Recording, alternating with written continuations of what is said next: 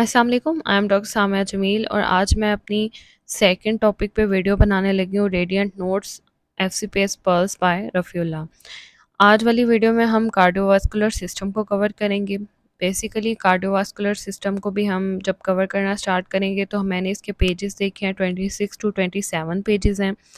आपने again 10 minutes में एक पेज करने की कोशिश करनी है। इसी तरह से अपना टाइमर सेट करना है, टाइम डिवाइड करना है और आपने पढ़ना स्टार्ट कर देना है।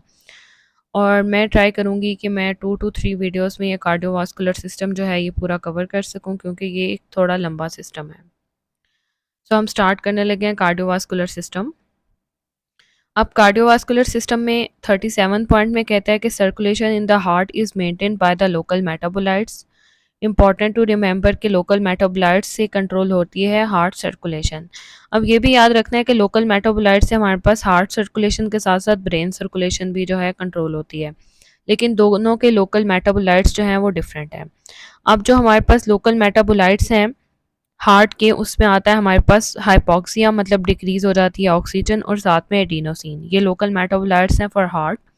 और लोकल मेटाबोलाइट्स फॉर ब्रेन जो है, इसमें हमारे पास CO2 है या पीएच है, मतलब अगर इंक्रीज हो जाएगी CO2 तो ये एक्ट करेगी as a local metabolite for brain. तो ये हमारे पास लोकल मेटाबोलाइट है फॉर ब्रेन के लिए। नेक्स्ट पे आता है स्किन। अब स्किन जो है वो एस से स्टार्ट हो रहा है, हम इस तरह से भी इसका याद रख सकते हैं कि स्किन जो है sympathetic stimulation most important mechanism for temperature control. Skin में हमारे पास जो चीज़ यूज़ हो रही है वो क्या है, सिंपैथेटिक स्टिमुलेशन। नेक्स्ट पे आता है हमारे पास skeleton muscle. Skeleton muscle basically इसमें दो डिफरेंट मैकेनिज्म है। फर्स्ट पे अगर कहता है कि स्केलेटन मसल एट रेस्ट है, वो कोई एक्सरसाइजिंग कंडीशन में नहीं है, तो वहाँ पे सिंपैथेटिक टोन होगी। लेकिन अगर लोकल मेटाबोलाइट्स एक्ट करेंगे ड्यूरिंग एक्सरसाइज, लेकिन अगर स्केलेटन मसल एक्सरसाइजिंग है तो उसमें कौन से एक्ट करेंगे, लोकल मेटाबोलाइट्स। और ये लोकल मेटाबोलाइट्स को उसने निमोनिक दिया हमारे पास चाक। इसमें CO2 लेवल्स हैं, H पॉजिटिव है, एडिनोसिन है, लैक्टेट है और पोटेशियम है। अगर तो स्केलेटन मसल रेस्टिंग कंडीशन में होंगे तो हमने कहना है कि उसे कंट्रोल करेगी सिंपैथेटिक टोन उसकी सर्कुलेशन को। लेकिन अगर स्केलेटन मसल जो है वो एक्सरसाइजिंग कंडीशन में है तो उसे लोकल मेटाबोलाइट्स कंट्रोल करेंगे, जिसका निमोनिक है हमारे पास चाक। इसके अलावा मैं आपको 2-3 और पॉइंट्स बताऊंगी जो नीचे वाला आपको सारे MCQ करने में आपकी हेल्प करेंगे। अब आपने ये अपनी बुक पे लिख लेना है, जैसे मर्जी कर लें कि ड्यूरिंग एक्सरसाइज क्या होगा हमारे पास। ड्यूरिंग एक्सरसाइज हमेशा आपने याद रखना है कि इंक्रीज ग्लूकागोन होगा। अब ग्लूकागोन इसलिए इंक्रीज होता है एक्सरसाइज में कि आपको एनर्जी ज़्यादा चाहिए होती है। जब आपके मसल एक्सरसाइजिंग होते हैं तो ऑब्वियसली ग्लूकागोन जो है वो इंक्रीज हो जाएगा, लेकिन साथ में आपने याद रखना है कि इंसुलिन लेवल्स जो हैं वो कम हो जाएंगे। बेसिकली इंसुलिन जो है वो डिग्रेड करने के लिए चाहिए होती है ग्लूकागोन को, लेकिन ग्लूकागोन तो पहले ही कम है, इसलिए इंसुलिन कम बनेगी और ग्लूकागोन लेवल्स जो हैं वो ज़्यादा हो जाएंगे। इसके अलावा ड्यूरिंग एक्सरसाइज एक और चीज़ होती है, डिक्रीज हो जाती है total peripheral resistance. Total peripheral resistance जो है वो डिक्रीज होती है during exercise due to local metabolites. ये भी इंपॉर्टेंट है याद रखने के लिए, ड्यू टू लोकल मेटाबोलाइट्स क्या होता है, टोटल पेरिफेरल रेजिस्टेंस जो है डिक्रीज हो जाती है ड्यूरिंग एक्सरसाइज। और एक और चीज़ कि ड्यूरिंग एक्सरसाइज क्या होता है, ब्लड फ्लो डिक्रीज हो जाता है, डिक्रीज हो जाता है इन ब्लड फ्लो। और अगर वो ऑप्शंस दे कि ब्लड फ्लो किस में सबसे ज़्यादा डिक्रीज होता है, तो फर्स्ट ऑप्शन हमेशा आपके पास होनी चाहिए किडनी। किडनीज में हमेशा ड्यूरिंग एक्सरसाइज ब्लड फ्लो जो है डिक्रीज हो जाता है। और सेकंड पे अगर किडनी का ऑप्शन ना हो तो हमने लिखवाना है सेप्लैंक्निक्स में। इन दोनों में हमारे पास ड्यूरिंग एक्सरसाइज ब्लड फ्लो जो है वो डिक्रीज हो जाता है। इसके अलावा अगेन हमने एक्सरसाइज का पढ़ा है कि इसकी सर्कुलेशन को अगर फॉर एग्जांपल रेस्टिंग है तो वो हमारे पास कंट्रोल कर रहा होता है सिंपैथेटिक सिस्टम। और अगर फॉर एग्जांपल ये एक्सरसाइजिंग स्केलेटन मसल है तो इसमें जो है इसकी सर्कुलेशन को लोकल मेटाबोलाइट्स कंट्रोल कर रहे होते हैं। अगर आप इस टेबल के साथ ये सारे पॉइंट्स याद कर लें तो आपका नीचे वाले MCQs जो हैं वो 1 मिनट में सॉल्व हो जाएंगे। जस्ट स्टॉप माय वीडियो और ट्राई करें कि आप इस टेबल को और इन पॉइंट्स को अच्छे से याद कर लें और फिर आप नीचे मेरे साथ ये MCQ करें। अब हम MCQs पढ़ते हैं। कहता है organ whose blood flow is controlled by the sympathetic rather than the local metabolites. तो मैंने याद कराया था skin for S and sympathetic from S। तो हमारे पास स्किन के जो है वो ब्लड सर्कुलेशन कौन कंट्रोल कर रहा होता है, sympathetic system.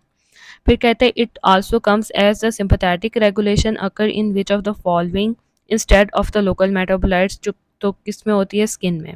In exercise blood flow is increase to which organ via stimulation of the sympathetic system. तो ये हमारे पास किसकी होती है, स्किन की। हमेशा याद रखना है कि सिंपैथेटिक सिस्टम किसकी सर्कुलेशन को कंट्रोल करता है, स्किन की। नेक्स्ट पे आता है, in which organ blood is regulated early by the sympathetic system and then by the local metabolites. तो आपने हमेशा याद रखना है कि एक्सरसाइजिंग स्केलेटन मसल्स जो हैं, जैसे मैंने ऊपर भी बताया कि अर्ली जब ये रेस्ट हुए होते हैं तो सिंपैथेटिक सिस्टम इनकी सर्कुलेशन को कंट्रोल कर रहा होता है, लेकिन जब ये एक्सरसाइजिंग स्केलेटन मसल की बात करता है तो लोकल मेटाबोलाइट्स कंट्रोल कर रहे होते हैं। नेक्स्ट पे कहता है, blood flow through non exercising muscle is controlled by the sympathetic adrenergics and during exercise increase blood supply to the muscle is via the local metabolites। again वही बात वो different angles से कर रहा है। during exercise decrease total peripheral resistance is due to local metabolites। ये मैंने आपको ऊपर पॉइंट लिख दिया था कि local metabolites की वजह से क्या होता है, during exercise जो है total peripheral resistance कम हो जाती है। फिर कहते हैं coronary circulation is under direct control of the local metabolites. अब जो कोरोनरी का सर्कुलेशन हमने पढ़ा है हार्ट की, वो कौन कंट्रोल कर रहे होते हैं, लोकल मेटाबोलाइट्स। नेक्स्ट पे कहता है कि coronary blood flow is mainly maintained by the myocardial oxygen demand. अब ये जो इसके लोकल मेटाबोलाइट्स हैं हार्ट के, उसमें ऑक्सीजन आती है कि डिक्रीज ऑक्सीजन या हाइपोक्सिया हो जाता है, तो वो कंट्रोल करता है सर्कुलेशन को। नेक्स्ट पे कहते हैं, sympathetic stimulation occur in which of the following instead of the local metabolites. तो हमारे पास सिंपैथेटिक सर्कुलेशन होती है स्किन में। Which of the following parameter is decrease during moderate exercise. तो टोटल पेरिफेरल रेजिस्टेंस कम होती है हमारे पास during exercise. Which hormones is increase in the exercise, glucagon. मैंने यहाँ पे भी मेंशन किया कि ग्लूकागोन जो है वो इंक्रीज हो जाता है ड्यूरिंग एक्सरसाइज और इंसुलिन जो है वो डिक्रीज हो जाता है। उसके बाद कहता है, during exercise there is a decrease blood flow to. ये भी मैंने ऊपर एक्सप्लेन कर दिया कि एक्सरसाइज में क्या होता है, किडनी का ब्लड फ्लो डिक्रीज हो जाता है। किडनी फर्स्ट ऑप्शन होनी चाहिए और सबक्लैंक्निक्स सेकंड होनी चाहिए। नेक्स्ट पे कहता है, a female patient with a chronic hypertension was started S inhibitors with which her BP was controlled but not complain of but she complains of the dizziness। what is the most likely cause of the decreased blood supply to the brain। तो decreased sympathetic response जो है ये करेगा decreased blood supply to the brain जब हम उसे ACE inhibitors दे रहे होंगे। अब हमारे पास इसका 37 पॉइंट कवर हो गया। अब हम इसे 38 पॉइंट करने लगे हैं। 37 पॉइंट्स को आपने अच्छी तरह जब याद हो जाएगा तो 38 पॉइंट पे जाना है। अब 38 पॉइंट में कहता है, फर्स्ट हार्ट साउंड। इसमें बेसिकली सारी हार्ट साउंड बताई हुई है। मैं इसे भी आपको एक टेबल में ही कवर कर दूंगी सारी चीज़ें, उसके बाद आपके लिए नेक्स्ट MCQs करना आसान हो जाएगी। इसमें कहते हैं, first heart sound is produce by the isovolumetric contraction. अच्छा, S1 जो है ये हमारे पास फर्स्ट हार्ट साउंड है। ये कैसे प्रोड्यूस होती है, आइसोवॉल्यूमेट्रिक कंट्रैक्शन से। और आइसोवॉल्यूमेट्रिक कंट्रैक्शन में क्या होता है, माइट्रियल और ट्राइकस्पर्ड वाल जो है इनका क्लोजर होता है। अब आपने ये याद रखना है कि S1 जो है is longer than the S2। ये इंपॉर्टेंट है, ये आगे MCQs में भी आएगा कि S1 जो होती है वो लॉन्गर होती है than S2 while the low frequency and low intensity compare to the S2। अब नेक्स्ट MCQs में वो पूछेगा कि हाई फ्रीक्वेंसी किसकी होती है, तो यहाँ पे लिखा हुआ है कि S1 की कम फ्रीक्वेंसी होती है, दैट मीन्स के हाई फ्रीक्वेंसी होती है हमारे पास S2 की। उसके अलावा यहाँ पे याद रखना है कि जो फर्स्ट हार्ट साउंड है उसमें वो वॉल्यूमेट्रिक कंट्रैक्शन में आती है और जो सेकंड हार्ट साउंड है वो आइसोवॉल्यूमेट्रिक रिलैक्सेशंस में आती है। थर्ड हार्ट साउंड जो है ये हमारे पास आती है रैपिड वेंट्रिकुलर फिलिंग फेज में। याद रखना है कि रैपिड वेंट्रिकुलर फिलिंग फेज में थर्ड हार्ट साउंड आती है, also known as the gallop rhythm और the ventricular gallop due to the rapid ventricular filling. और S4 जो होती है ये है इन लेट डायस्टोल में आती है, इसे एट्रियल किक भी कहते हैं। ये एट्रियल सिस्टोल में भी आती है, ये इसे एट्रियल गैलप भी कहते हैं। ये आती है बेसिकली हमारे पास कब, एट्रियल सिस्टोल में, एट्रियल गैलप में, इस तरह ये आती है हमारे पास। अब नेक्स्ट पे हम पढ़ते हैं कि जो S2 थी सेकंड हार्ट साउंड, ये आती है आइसोवॉल्यूमेट्रिक रिलैक्सेशन में and the pulmonary valve closure में। अब कहता है इंस्पायरेटरी डिले होता है हमारे पास closure of the pulmonary valve and this causes the splitting of the second heart sound. अब आपने हमेशा याद रखना है कि हमारे पास यहाँ पे जो है सेकंड हार्ट साउंड में एक होता है एओर्टिक वॉल्व और एक होता है हमारे पास पल्मोनरी वॉल्व। अब जो एओर्टिक वॉल्व है ना वो हमेशा पहले क्लोज हो जाता है, फर्स्ट पे क्लोज हो जाता है, और बाद में होता है हमारे पास पल्मोनरी वॉल्व क्लोज। अगर तो एओर्टिक वॉल्व ज़्यादा जल्दी क्लोज हो जाए या पल्मोनरी वॉल्व ज़्यादा देर से क्लोज हो तो इनके दरमियान में एक हमारे पास स्प्लिट हो जाएगी ये सेकंड हार्ट साउंड। तो हमेशा याद रखना है कि अगर वो कहे कि सेकंड हार्ट साउंड स्प्लिट हो गई है तो ये दोनों इकट्ठे जो हैं वो क्लोज नहीं होंगे, या तो ये बहुत पहले क्लोज हो जाएगा एओर्टिक वॉल्व या तो पल्मोनरी वॉल्व बहुत देर से क्लोज होगा, दोनों एक साथ क्लोज नहीं होंगे, तो हमारे पास splitting of the second heart sound हो जाएगी। थर्ड पे S3S थर्ड हार्ट साउंड ये आती है गैलप रिदम में, वेंट्रिकुलर रिदम में due to the rapid ventricular filling phase की वजह से। ये और कहता है कि ये माइट्रल रिगर्गिटेशन में आती है। उसके बाद कहता है नॉर्मल इन द चिल्ड्रंस, ये बच्चों में तो नॉर्मल है but in adults it associated with a disease, लेकिन एडल्ट्स में ये नॉर्मल नहीं होती, बच्चों में ये नॉर्मल होती है। नेक्स्ट आती है हमारे पास फोर्थ हार्ट साउंड, ये आती है हमारे पास एट्रियल सिस्टोल में और आगे कहता है associated with the ventricular hypertrophy. अगर हमारे पास वेंट्रिकुलर हाइपरट्रॉफी हो रही है तो वो हमारे पास कौन सी हार्ट साउंड प्रोड्यूस करेगी? फोर्थ हार्ट साउंड जो आती है हमारे पास एट्रियल सिस्टोल में। ये हमारे पास पेज कवर हो गया, हम नेक्स्ट पेज पे आते हैं। अब इसमें वो कहता है कि now let's discuss some paper MCQ. इसमें S1 और S2 के हैं। कहता है heart sound difference between the S1 and S2। अब इसमें कहता है कि S1 इज़ हाई ड्यूरेशन, ये मैंने आपको याद कराया कि ड्यूरेशन S1 का ज़्यादा होता है लेकिन फ्रीक्वेंसी और इंटेंसिटी S2 की ज़्यादा होती है। फिर कहते हैं regarding S1 longer than the S2, duration S1 का ज़्यादा है। S2 hot sound as compared to the S1 high frequency and the intensity भी लिख लें यहाँ पे के साथ में इंटेंसिटी जो है वो भी इसकी ज़्यादा होती है। नेक्स्ट पे कहता है on auscultation first heart sound is variable in the atrial fibrillation. अब जो ऑस्कल्टेशन पे अगर वेरिएबल है फर्स्ट हार्ट साउंड तो उसका क्या मसला हो सकता है? Atrial fibrillation. याद रखना आपने हमेशा कि एट्रियल फिब्रिलेशन में जो फर्स्ट हार्ट साउंड है वो वेरिएबल होती है।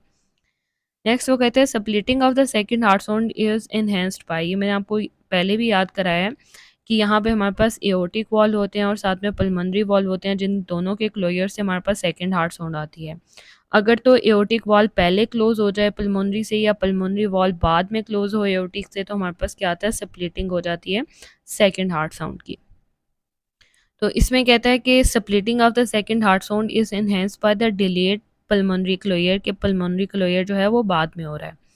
आगे कहता है because during the inspiration negative intrathoracic pressure leads to the increased venous return to heart, so the right ventricle has to work more before pulmonary valves take a bit longer than the aortic to close.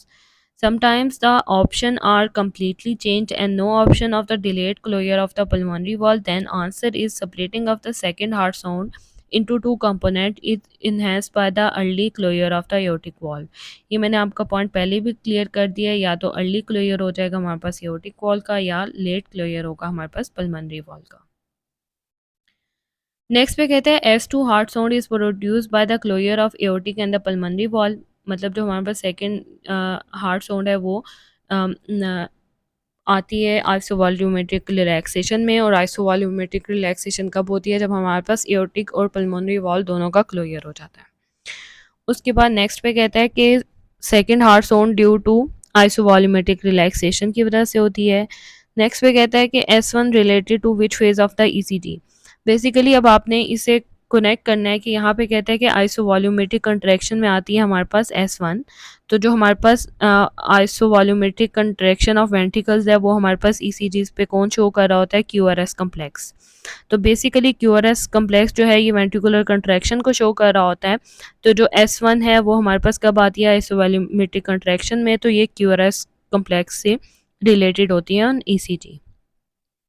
To be more accurate it is after QRS, मतलब जब ventricular contraction होती है तब आता है ये, तो कहता है मोर एक्यूरेट है कि आफ्टर दैट पेयर होती है।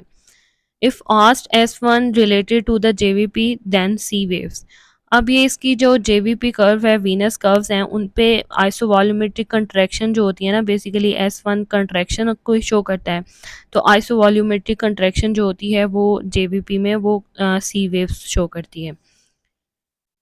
इसे बेसिकली मैं आपको एक और पिक्चर में शो कर देती हूँ। मैंने इसके लिए ये एक पिक्चर डाउनलोड की थी। अब इसमें ये हो रहा है यहाँ पे इसमें इस पॉइंट में ये हमें कहता है कि if asked S1 related JVP तो देन सी वेव्स होती हैं हमारे पास। हम आगे प्रॉपर जेवीपी और क्यूआरएस कम्प्लेक्स को आपस में रिलेट करके पढ़ेंगे भी, लेकिन मैं थोड़ा सा यहाँ बता देती हूँ कि ये पी वेव्स होती हैं, ये क्यूआरएस कम्प्लेक्स होता है और ये टी वेव्स होती हैं।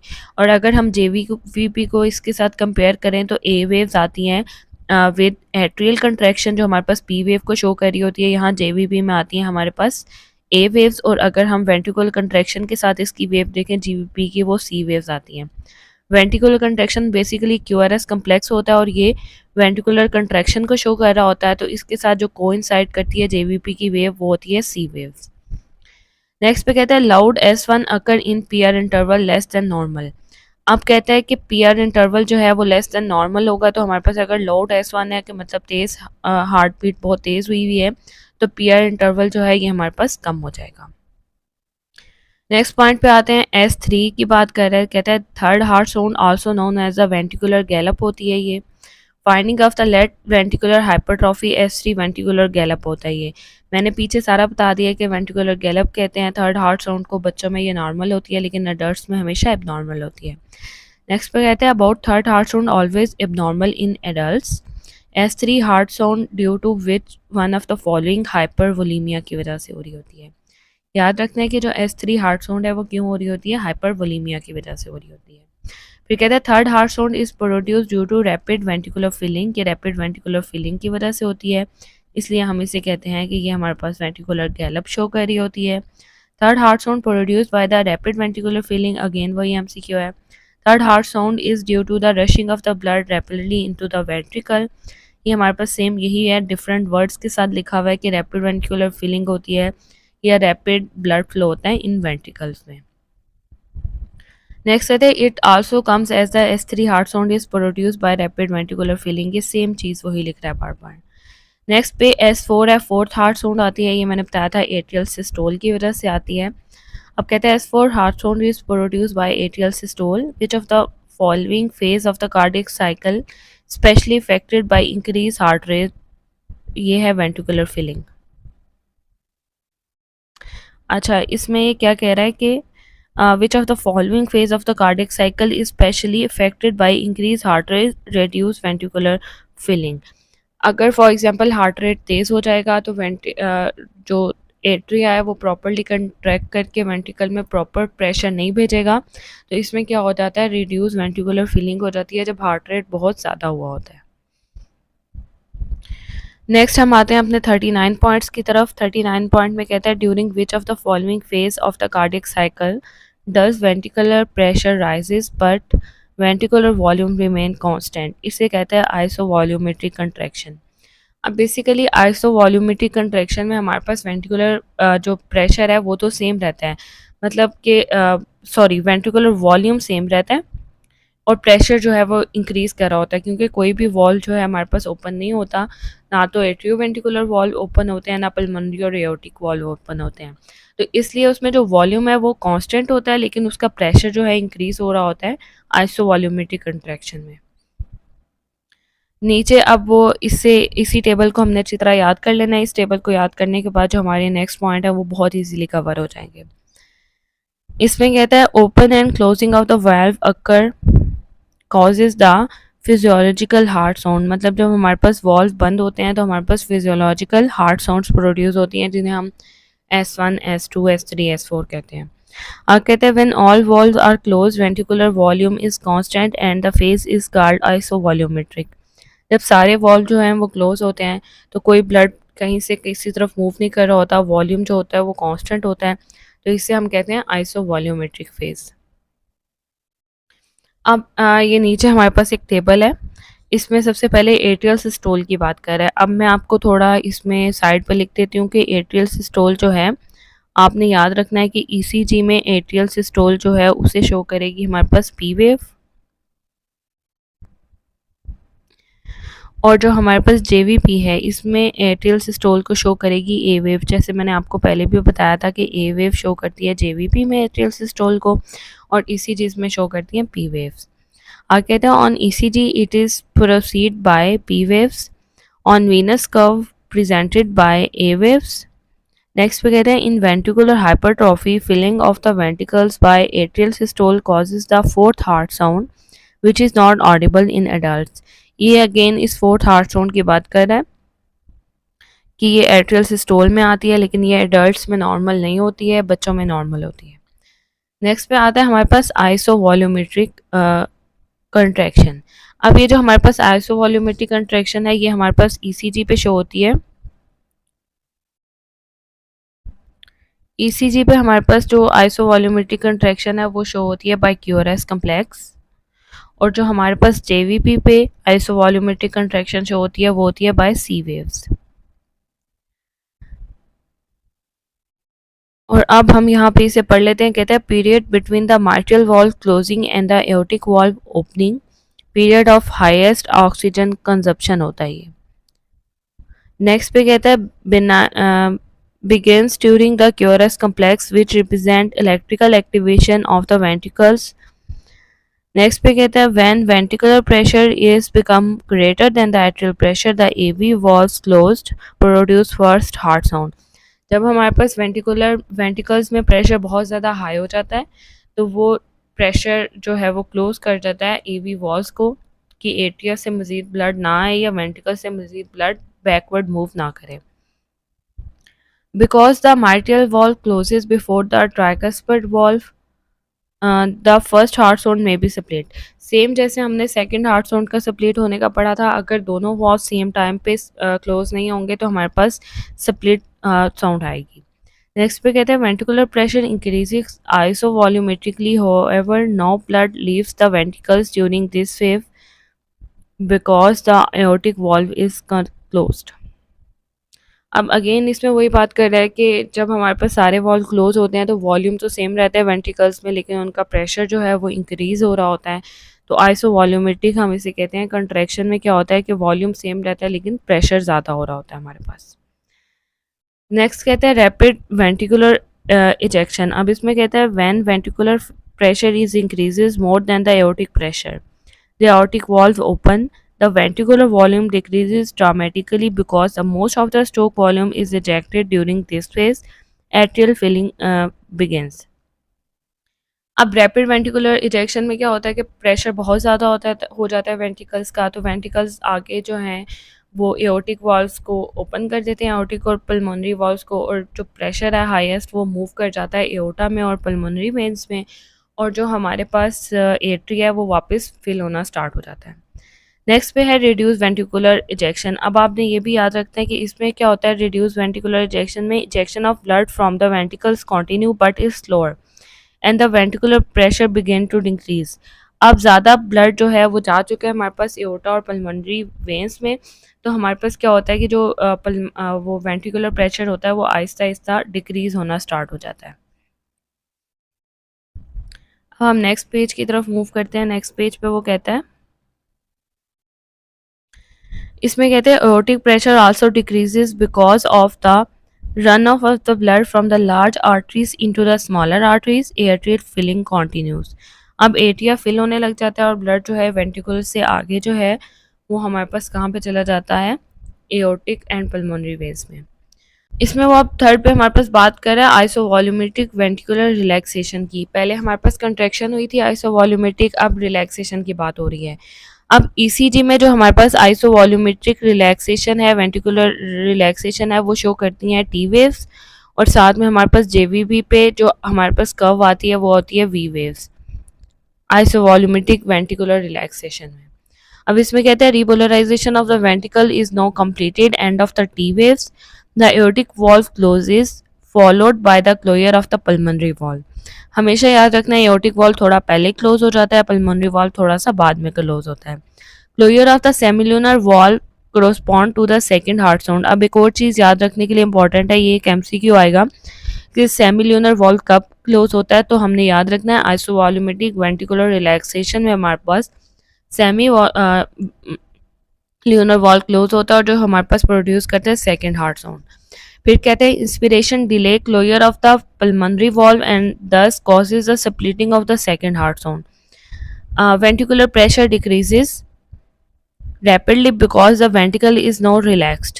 Ventricular volume is constant isovolumetric because all the valve are closed. Again जब सारे वॉल्व क्लोज हो जाएंगे, जब सारा ब्लड का जो प्रेशर है वो चला जाएगा हमारे पास एओर्टा और पल्मोनरी वेन्स में, तो हमारे पास आइसोवॉल्यूमेट्रिक रिलैक्सेशन हो जाएगी, मतलब होगी रिलैक्सेशन लेकिन वॉल्यूम जो है अगेन सेम होगा।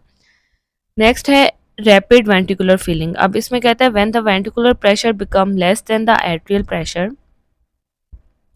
The mitral valves open. अब जब हमारे पास वेंटिकुलर प्रेशर बहुत थोड़ा हो जाता है, सारा ब्लड इजेक्ट हो जाता है, तो हमारे पास जो है वो मार्टियल वॉल्व्स ओपन कर जाते हैं। With the mitral valve open ventricular filling from the atria begin, atria pressure continue to decrease because the blood continue to run off into the smaller arteries, highest aortic pressure in this phase। अब इसमें हमारे पास highest aortic pressure होता है in this phase में। अब याद रखना है रैपिड वेंटिकुलर वाली फेज में हमारे पास क्या होता है, एओर्टिक का हाईएस्ट प्रेशर होता है, क्योंकि एओर्टा का प्रेशर ज़्यादा होगा तो वो वेंट्रिकल्स में ब्लड जो है वो ड्रेन करेगा, तो इसलिए एओर्टिक प्रेशर जो होता है वो हमेशा हाईएस्ट होता है इन रैपिड वेंटिकुलर फिलिंग फेज में। नेक्स्ट पे कहता है कि rapid flow of the blood from the atria into the ventricle causes the third heart sound. ये हमारे हमने पहले भी पढ़ा है, रैपिड वेंटिकुलर फिलिंग में क्या आती है हमारे पास, थर्ड हार्ट साउंड आती है। Third heart sound normal in the childrens but in adults associated with the disease. Last में हमारे पास रिड्यूस वेंटिकुलर फिलिंग। अब हमेशा याद रखना है कि लॉन्गेस्ट फेज है ये। Ventricular filling continued but slower depend on the heart rate. Increased heart rate causes the decreased time available for the ventricular filling, decrease and diastolic volume and decreased stroke volume। अब इसमें सारी चीज़ें जो है हमारे पास decrease हो जाती हैं क्योंकि यहाँ पे reduce ventricular filling हो रही होती है हमारे पास। और एक और चीज़ हमने इसमें याद रखनी है कि हमेशा प्रीलोड, हमें वो आगे एमसीक्यूज़ में पूछेगा, तो प्रीलोड हमेशा हमारे पास डिपेंड कर रहा होता है एंड डायस्टोलिक वॉल्यूम पे, कि प्रीलोड क्या है इसमें, तो वो हमारे पास किस पे डिपेंड करेगा, एंड डायस्टोलिक वॉल्यूम पे। अब हम इन एमसीक्यूज़ को एक दफ़ा नीचे वाले एमसीक्यूज़ को गो थ्रू कर देते हैं, मोस्टली इसी में से हमारे कवर हो जाएंगे ये। इसमें कहते हैं which of the following event occur just before opening of the aortic valve. Beginning of the systole जो है वो शुरू होती है हमारे पास just before the aortic valve की ओपनिंग से। बेसिकली इसमें बिगनिंग ऑफ द सिस्टोल में ये होता है कि वेंट्रिकुलर कंट्रैक्शन होगी, तो वेंट्रिकुलर कंट्रैक्शन तब होगी जब एओर्टिक वॉल्व ओपन हो जाएगा और ब्लड जो है वो एओर्टा में जाना स्टार्ट हो जाएगा। नेक्स्ट पे कहते हैं which of the following phase of the cardiac cycle is affected by increase heart rate. तो इसमें होता है रिड्यूस हो जाती है वेंट्रिकुलर फिलिंग। अब हमारे पास क्या होगा कि हार्ट रेट इंक्रीज होगा तो वो रैपिडली ब्लड जो है एट्रिया से वेंट्रिकल में इजेक्ट करेगा, लेकिन वो तेज़ी से इजेक्ट करेगा तो प्रॉपरली वो इजेक्ट नहीं कर पाएगा जितनी ज़रूरत है, तो रिड्यूस हो जाएगी हमारे पास वेंट्रिकुलर फिलिंग। नेक्स्ट पे कहते हैं semilunar valve open during which stage of the cardiac cycle. तो ये हमारे पास रैपिड इजेक्शन में होते हैं।